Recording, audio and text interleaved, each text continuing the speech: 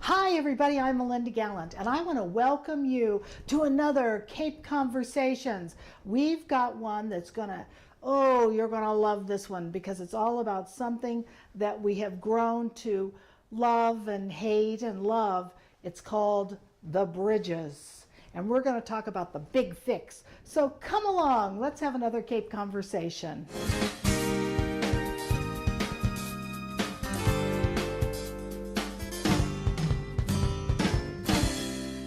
Hi everybody, I am so excited to be here in the Entrepreneurship Center for the Cape Cod Chamber of Commerce. A great place to come, bring your laptop if you're an entrepreneur and talk to the chamber people and learn about how to do your business better. But the real reason we are here is very important, and the people I have with me are very important as well. Maria Leva, who is the CEO and president of the Canal Region Chamber of Commerce. And then we have, oh my gosh, we all know Tom Cahere. Oh my gosh, in heaven. We know him, and he is the administrator for the Cape Cod Regional Transit Authority. And Tom, how long were you in the legislature? I was in the legislature if I can say it. 14 years. 14 years. I remember you and I working together in Mashpee during we those days. did. We did a lot of fun things. Well, we're here to talk about serious business. Can I just mention that I was a legislative aide to Tom's father? No. Yes. Really? Yeah, see, we go way back. So, we are here for big reasons. Mm-hmm. We're talking about big issues. We're talking about the fix. Mm-hmm. So tell me, Okay. what is the fix? Well, the fix was a brainchild of Wendy Northcross from the Cape Cod Chamber, who's going to be speaking later. Yeah. And we had gotten together one day and said, we really need to do something about these bridges. We've been talking about it for years. Right. And this was kind of the straw that broke the camel's back when we found out that they're going to be working in the spring, in the fall. Right. We're not here to point fingers at the Corps of Engineers No. because it doesn't No. do any good Nope. to do that. But the fix is the issue of replacement bridges in Bourne, in Sagamore, In the future. in the future, because we have to look at the future plans because we really don't have any short-term answers right now with the traffic. The traffic is not good. Both bridges get clogged up because people take alternate routes, so the local roads get clogged up. They take alternate route to the Bourne Bridge, so the Bourne Bridge gets congested. Right. So you have both bridges, a situation where people need to get to where they need to go, and we look at that as an economic problem for the area and for residents to get around. But what we're looking for is future to get the Massachusetts Department of Transportation and the Corps of Engineers on the same page so we can actually have some design plans to move forward to help with these bridge situations. So. Well, Tom, Yeah. so here you are. You live in Bourne, but you don't have anything to do with that anymore, but you still have connections. And transportation is your big bailiwick. Right. We do have as many as 28 crossings with our vehicles, Cape Cod Regional Transit vehicles, almost daily. Oh my gosh, I didn't realize that. Yeah, we have a Bourne and Sandwich run, plus we have a Boston Hospital bus that goes to Boston every day of the week, and we have a DOT service, which is our general data ride. So our vehicles do traverse the bridges as well. But I think what Marie said was right on point. Is, Marie and I have been friends forever, and she lives. She grew up in a house literally 100 yards from the Sagamore Bridge, Wow. 200 yards, and I live now a quarter of a mile from the Bourne Bridge and lived my entire life in Bourne. So we've seen every conceivable issue related to the Canal Region and traffic. Right.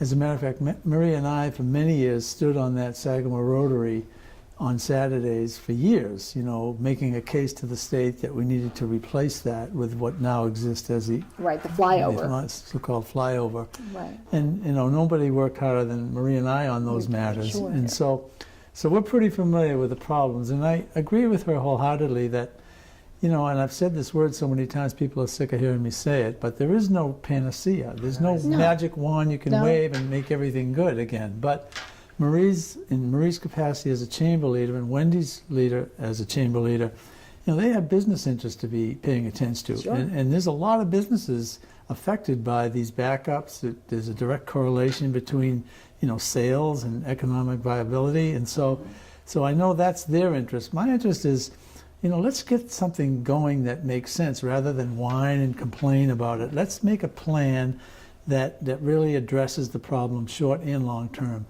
And I think the fix that Marie alluded to, the Mass DOT plan, is already kind of put together. Now we need to promote it, and it requires the state to fix a lot of the feeder roads around the canal region. Which should be done. It should be done. But they can fix all the roads they want, but until the Army Corps and the federal government fixes the bridges, they just funnel more traffic into those two bottlenecks. So, so the replacement bridges, I think, make a lot of sense. They're 85 years old. Let's get the congressional delegation to be more aggressive. I know Congressman Keating's been great. He's set up many meetings with us, with the Army Corps, to make the case. And he's done a remarkable job, really.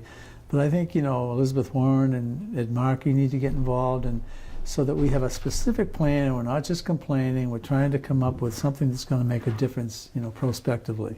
Sure. And what I wanted to mention was that the bridges are functionally obsolete and have been that way for a while. Right. So what happens is that they have to work on it all the time, Tom, as you know. So they have to work it on in the spring, the fall, and they have to paint the bridges. So next year they might have to go back and do it again as well. So the people in the community, or Cape-wide, region-wide, statewide, because people come down, is that they are stuck with having to deal with these bridges on an annual basis. And we're one of the bridges in this region here have to be worked on and maintained all the time. So people are always dealing with 2 lanes of traffic. Nowhere else you really have to have that done. So because there is so much maintenance on these bridges because they're so old, what we're saying is replace the bridges. That was part of MassDOT's plan. Right. And then U.S. Army Corps of Engineers has a study as well, and see what we can do to begin now,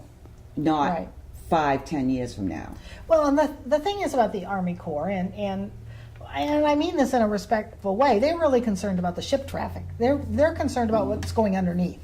That's what their main concern is. Getting us over to the other side, to the mainland. And it's funny, when I moved here 38 years ago, even though we'd been here to visit many times, had honeymooned here, brought our kids here, we would come over the bridges. Never thought, oh my gosh, we're going to be living on an island. Never. I know that sounds ridiculous, but I think there are a lot of other people who come down and they have a home here and they go, oh yeah, we have to come across the bridge, but they don't think of it as, we're actually living on an island, and if you have to get off of this island, it is very difficult sometimes. And what is scary to me is we've had several huge accidents on the Sagamore Bridge, tragic accidents on the Sagamore Bridge, because of the way it's configured, I think, is part of the problem.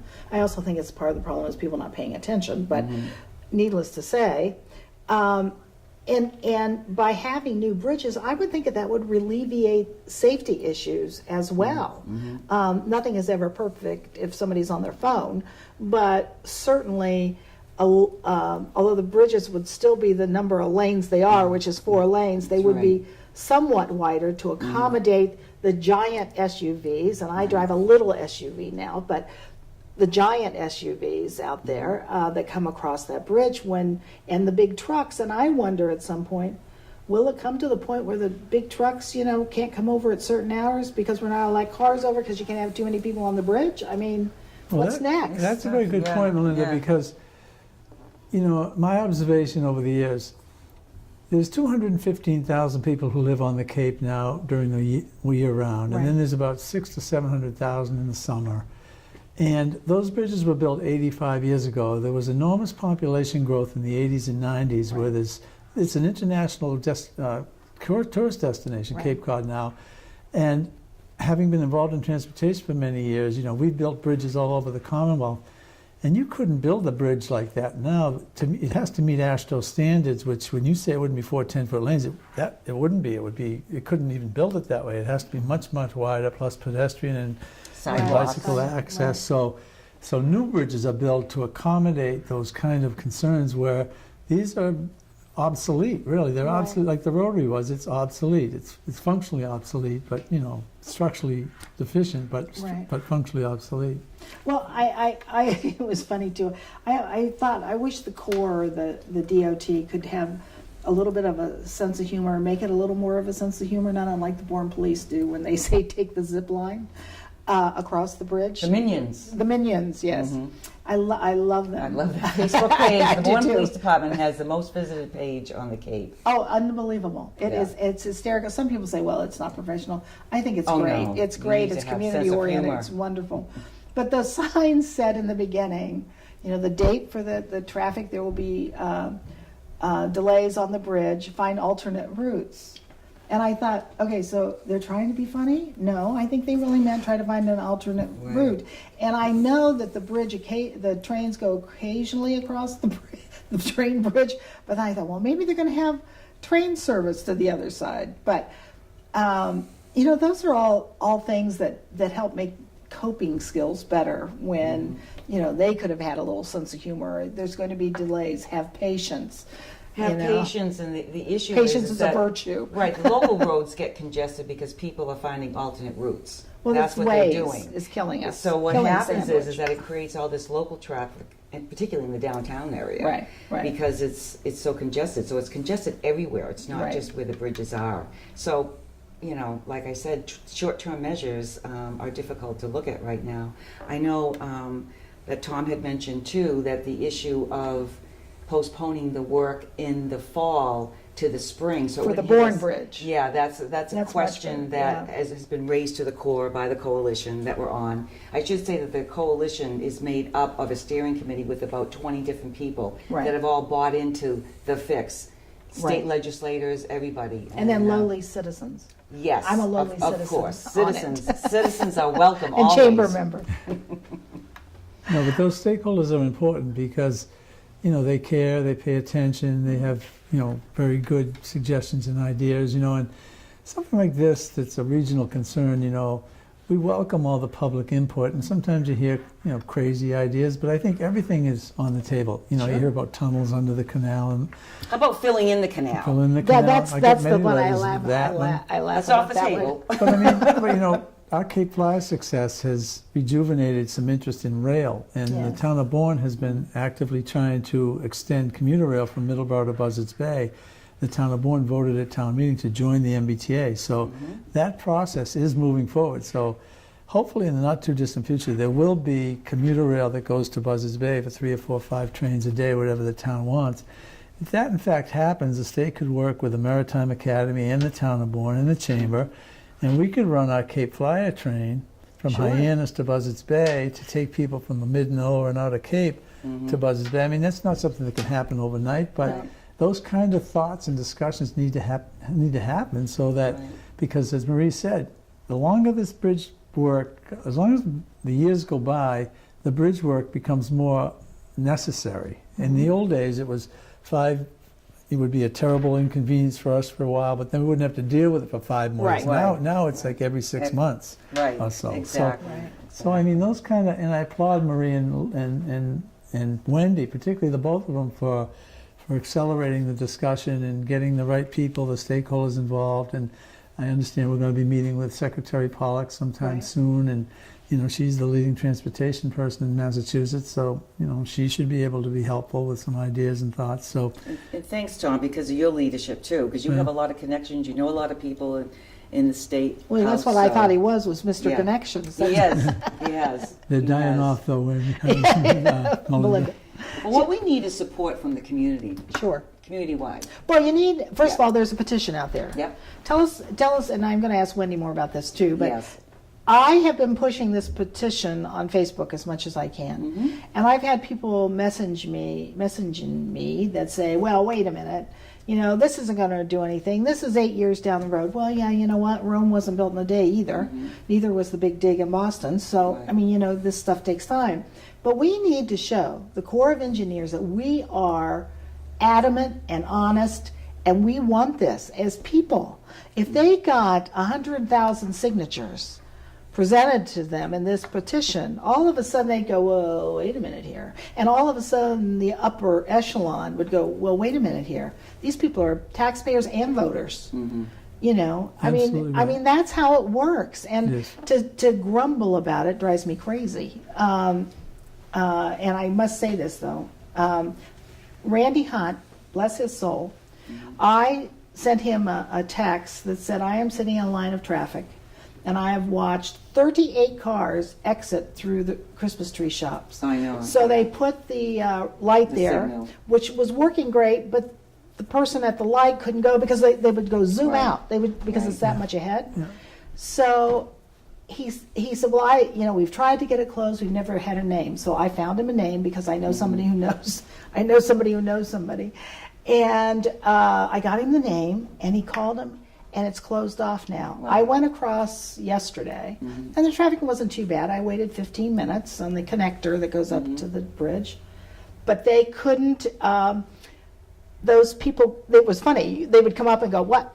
And they'd have to turn around and go out. It worked. The light worked. It worked for 6. It's not perfect. It's not perfect because But it it's clogs better. up the local roads, but they're trying, so I'm saying give it a chance. Right. But what happens is that they only let a few cars go at any one time. So if you're backed up on Cranberry Highway Route 6 and 6A in Sandwich, Right. then it could take you, some people, as much as an hour to get through over the bridge that way. So Right, but the Right. light itself Yeah. lets 10, 15 cars, then 10, 15 cars. When you had the other cars coming in off of the Christmas tree Right, shop, right. really snarled it up. So to me, that has helped. No, is it perfect? No, and you're going to wait if it's a Sunday afternoon at 5 o'clock? Probably. Well, whenever you have to merge, it's going to create backups. Yeah, There's a yeah. formula how many it backs up. Right. whenever There's a Is- merge of any yeah, kind. yeah. So, Well, they're trying to do some short-term measures, so I give them Yeah. credit for that. I think the communication could be improved. For example, these 2 projects, it would have been nice to know about the projects ahead of time. Right. Because we were kind of caught flat-footed. Yeah. In terms of, oh my goodness, they're going to do spring and fall. So we were surprised. So we're just saying, keep the lines of communication open with Right, us. right. Because we want to communicate. well, and you have the 2 bridges in your town. Which I'm a lifelong resident like Tom is. Yeah, so you've had this. We're forever. bonded, right, Tom? Right. So I want to thank you for You're being welcome. with me. And it's always such a pleasure to see you guys. It really is. Pleasure to see you. And I will be at the next meeting, I think, whenever it may think be. it's next I'm not Friday. going to I'm not going to Pollock's office, but I should be around for that. And I'm going to keep people informed on Facebook in my own way to do that. Good. Because I think this is very important. If anything comes up, let me know, and we'll get you back on. And Well, going Okay, way back, great. Melinda, ever since I met you years ago, you've been a real champion in the various communities that you've represented. and, thank you. And this is a great opportunity to educate the citizenry because, Marie and I get the calls all the time with people screaming about this and that and the You other. do. It's more productive to say, let's move forward without being Right. Right. crazy about it. Right. If you live down in Wellfleet, you may not care about the bridges. But if you live anywhere west of Hyannis, you care about the bridges. But if you talk to Representative Peak, she might have a different Oh, well, opinion. I know. She's been on the committee. I know. 'Cause she says that, the businesses down there are impacted as Right. well. you Well, of know? course, because you can't get over the Right, bridge, you're not right, going to come. right. I mean, there was a whole thing that went out about how you don't have to come to the Cape, or there's a different way to come, Yeah. or don't go. Yeah. Just don't go. I know, So, that's not good stuff. not good stuff. Thank you. Thank you You're very much. welcome. Thank you, madam. Thank you. I appreciate it.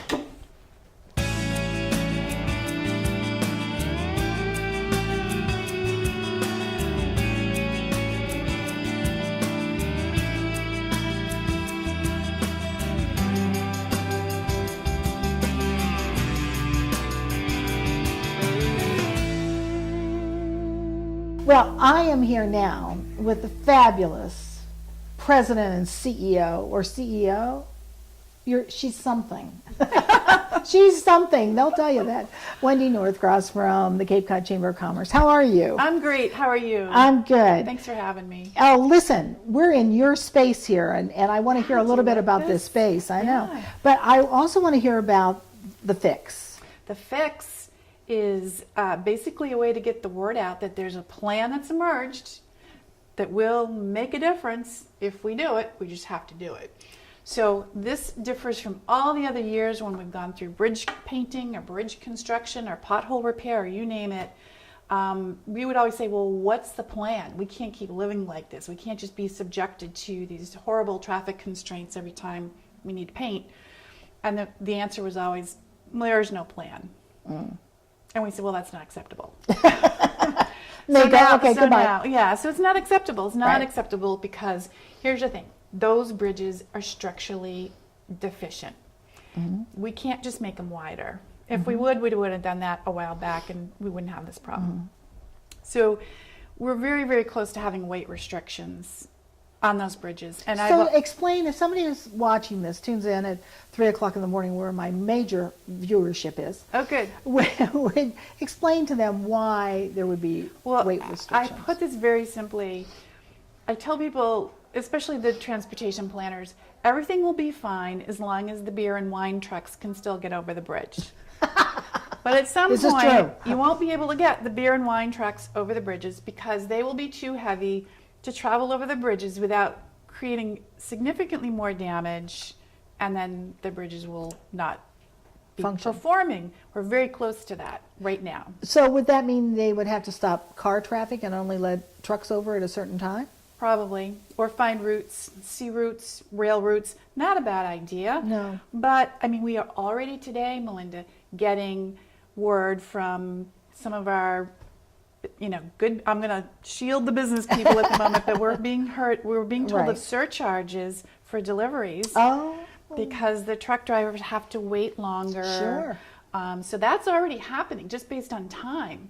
But now if you add, certainly a weight limitation, you think of all the grocery store trucks that have to come over every day, the gasoline trucks, all of that would have to find another way to get here. big rigs that Right. come over. So that's part of the issue. So the fix, we'll fix that. Right. And we want the fix. Right, right.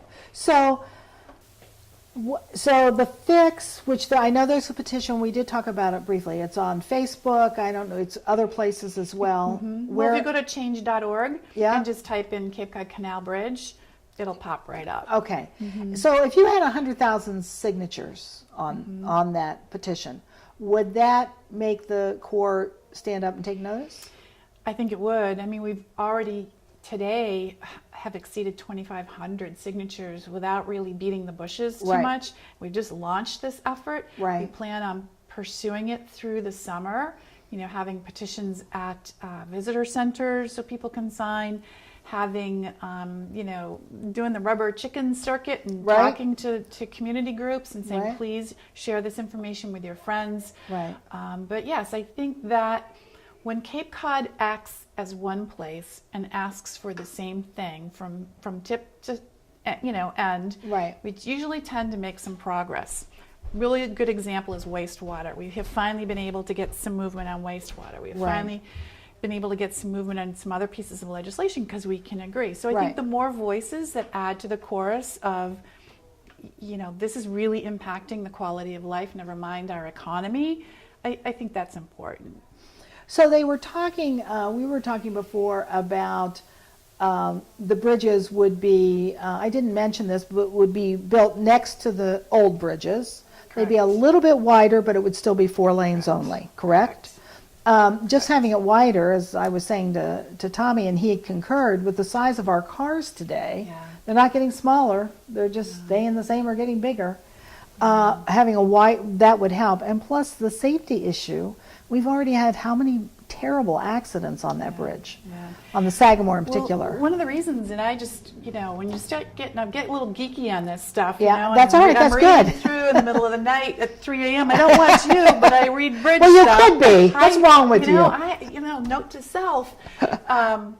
But the way the bridge arcs, Yeah. some of those accidents, those head-on accidents that we've had at the crest of the Yeah. bridge, you don't build bridges like that anymore. No. Because of that visual sight line is hampered. So that's one of the reasons it's an obsolete bridge. Both bridges are obsolete. So yes, we, like I said, so can't we just hang some extra lanes off the side and be done with it? Because the lanes that are currently there are just too narrow, our cars are too big. Do you know what the average highway speed was when the bridges were built? I They were can't built even- to accommodate highway speed, So 40? 35 miles an hour. Really? Yeah. Wow. Yeah. Well, I know I've seen a picture from archives from somewhere the day the bridge opened, and there were young women dressed up walking across the bridge, strolling across the bridge. I can't even imagine walking across the No, bridge. because it's not a pleasant stroll. And then there were Model Ts, Yeah. Which were big, actually. I mean, they were not streamlined, but back in the day, there were far fewer cars in general. Right. Cape Cod had not broken onto the global scene as a Right. visitor destination. We had probably in the 30s, we probably had about 25,000 people total living on Cape Cod. Right. So very different dynamics. And yeah, what new bridges would accommodate is pedestrian access, bicycle access. I mean, you could actually consider going to the bridge and maybe throwing a fishing line over. Sure. One hell of a fishing line, but Yeah. I mean, and you wouldn't get rid of the old bridges right away either. We would let that become your pedestrian access and your Sure. bicycle access. So it would be kind of interesting. But there are examples of this all over the country of taking the old one, placing the new one right next to. Right. And the beauty of that is you build that new bridge. It doesn't stop anything that's going on the roadways. You build that new bridge, and then one day, boom, you're using the new bridge. So building a new bridge would be far less painful than what we're going through right now. Right, right. And they have to do this work. We know this. They do. Because we do not want a Minneapolis here. Yeah, I mean, it's inevitable. It's a long way down. And I think most Cape Codders understand that. They appreciate it. But I think what's been interesting this time around is, I mean, this is early April. The weather's been Crappy. icky. I will use the term. And all of a sudden, boom, a 2.5 hour backup. I know. So, of course, when the first few days, people were still getting the message, oh, yeah, I forgot. But still, the consistent and the frequent, I mean, it's like every day, early April, it's not school vacation yet, it's not even sunny weather yet, and we're having these like massive constraints. Something's changed since the last time we had major lane drops. Our problem doesn't seem all that big compared to some, when the MBTA doesn't run or there are bridges failing in other places, it doesn't resonate to the same level of concern. Right. And that's our job. That's the job of the coalition. That's the job of the fix. And that's why we're asking people, find the petition, just click the button, and it has a place to leave a comment. Right. We need to be telling our real world stories and talking about the economic impact, talk about the quality of the life issues, and talk about the fact that we have 2 roads. If the MBTA breaks down in Boston, well, I'm sorry, there are a couple of other options. And we'll put you on a bus. We'll put you on a bus, or you get an Uber for the day. There's other roadways. Here, there's no option. Well, and here we are we're going into hurricane season. Yeah. And they are supposed to stop by Memorial Day, and now they may be a week ahead. They might be. They're not sure. Nobody's going to say anything because we're afraid they might not be and whatever. Yeah. But even with hurricane season coming after they're done, you take how many hundreds of thousands of people and try to get them off Cape Cod if we would some reason have to evacuate? You couldn't do it. Yeah, you couldn't. You couldn't do it. It would be, with the bridges as they are now, it would be, you can't evacuate Cape Cod unless you had 7 days notice. Right. And people started to leave Right. on the first of the 7 right, days. right.